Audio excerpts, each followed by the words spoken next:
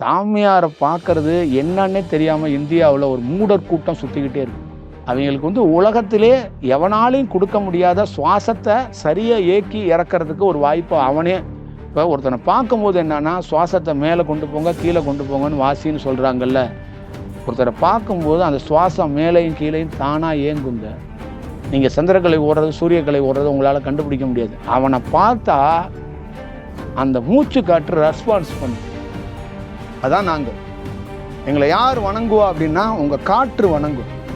ஆகா வந்துட்டார் இவரை பார்த்தா நான் வந்து மேலே போவேன் கீழே வருவேன், ஒரு இடத்துல நிற்க மாட்டேன் இவரை பார்த்தா அப்படின்னு அவன் சொல்லுவான். புரியுதுங்களா? அவன் லிஃப்ட் மாதிரி மாறிடுவான். மேலே போய் தலையை தொடுவான், திருப்பி கீழே இருப்புக்கு வருவான், திருப்பி மேலே போவான், திருப்பி கீழே வருவான். அப்போ அப்படியே ஸ்லோவாக இயங்குவான். அப்படி பார்ப்பான். அது ஒவ்வொரு ஏற்றத்துக்கு ஏற்ற மாதிரி ஒரு தன்மையில் அது ஏற்படுவான்.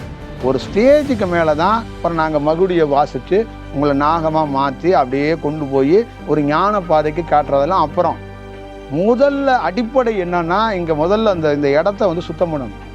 இது ஒரு பாலைவனம். இந்த பாலைவனத்தை ரெடி பண்ணி சோலையாக மாற்றணும்.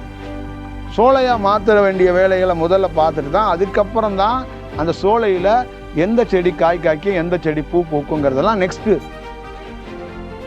இதெல்லாம் இருக்குது. மக்களாகியவங்களுக்கு இது வந்து உணர மாட்டுறாங்க.